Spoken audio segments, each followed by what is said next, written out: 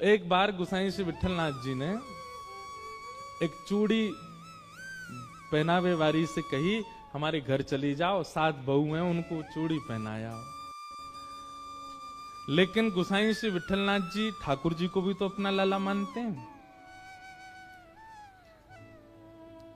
तो 7 बहुओं ने चूड़ी पहनी, सबन ने चूड़ी पहन ली। जैसी सब गई और सब भीतर चली गई, वो चूड़ी वारी जैसी वहां से जान लगी, इतने में ही एक अत्यंत सुंदर सुकुमारी छोटी सी लाली आई गई और आकर के बोली, सबन को चूड़ी पहनाई दी, मोए भी तो पहनाओ, मैं या घर की सबसे बड़ी बहू हूं।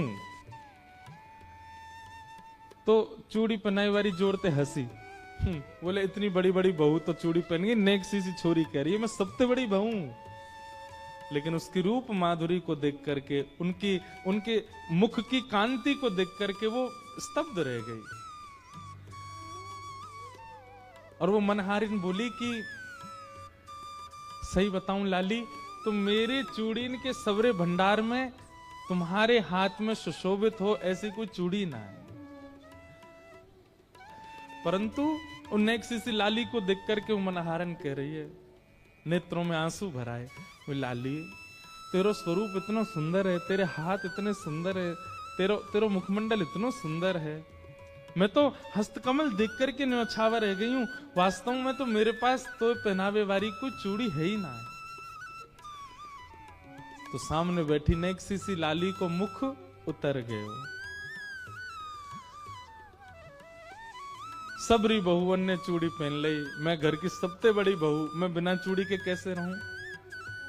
मनहारन बोली, लाली तू दुखी मत हो, एक काम कर, जेल तो इनमें तो जो अच्छी लग रही हो तू खुद ही चुन ले। और नन्ही सी किशोरी जी अपने हाथन से चूड़ी निकाल रही हैं और निकाल के स्वयं नहीं पहननी, वाकू दे रही हैं, लो पहनाओ। और वाह के हाथ से सुंदर चूड़ी पहन करके और छमछम करती लाली चली गई। गुसाई जी ने कही, सबरो धन ले जाइयो मोते जितनी चूड़ी पहनावे। मनहारन गई और जाके बोली, महाराज पैसा दो। बोले 7 बहुवन के 2-2 हाथ, 14 हाथन में चूड़ी पहनाई, वाके हिसाब से बता दो। बोले 14 नहीं 16।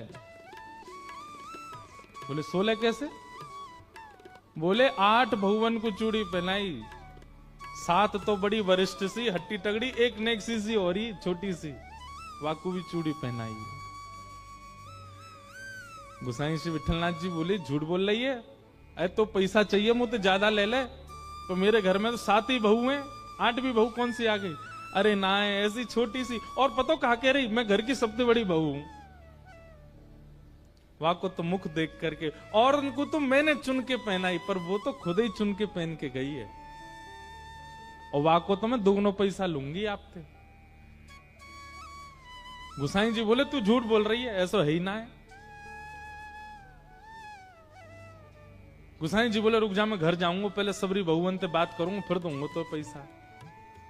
और गोसाई जी ने घर जाके, अरे कौन कौन सी ने चूड़ी पहनी? सबरी बहू आ गई, हमने पहनी। बोले वो मनहारन कह रही 8वीं पहन के गई है। 8वीं कौन है, हम 7 ही हैं घर में।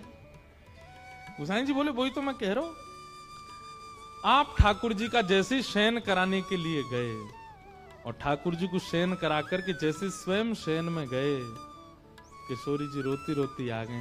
बोले, गोसाई जी आप 7 पुत्रन को अपनो मानो, 7 बहुवन को अपनो मानो, और तो और आप लाल जी को अपनो भी पुत्र मानो, पर मुंह को अपनो बहू ना मानो। गोसाई जी बोले, अरे श्री जी ऐसा क्या कह रही हो? बोले, आप ठाकुर जी के प्रति का भाव रखो? बोले, वो मेरे लाला हैं। तो बोले, वो तुम्हारे लाला हैं तो मैं तुम्हारी बहू ना भाई? बोले, नहीं नहीं श्री जी, आप तो मेरी बहू हैं। तो बोले, फिर आज जब मनहारन सबरी बहुवन को चूड़ी पहना, मैंने पहन ली, तो तुमने वाकू पैसा ही ना दियो। गोसाई जी के नेत्र सजल हो गए, तुरंत रोने लगे। बोले, अरे श्री जी मुझसे अपराध बन गए हो, मुझसे बहुत बड़ी भूल है गई, चूक है गई। श्री जी बात ऐसी है, मैं लाला को छोटो मानू ना, तो मेरे मन में ऐसा भाव है, अभी नेक्स्ट सो लाला या को ब्याह भयो नहीं, परंतु आप और ठाकुर जी छोटे बड़े नहीं, आप तो नित्य संग रहो।